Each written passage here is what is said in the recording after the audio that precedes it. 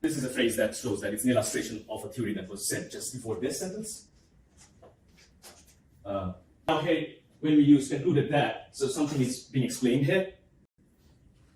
And definitely the conclusion is a summary of that Blake's theory. So that's why it's either summarization, and I'm not commenting here. This is not comment. Step 4 and 5, if you're confused about that part, so I'm just differentiating what things make it really unique, what is step 5 and what is step 4. 4 is comment. This is not comment. Another, McDonald and Hauser, what they have explored, that's also either an example or a summarization.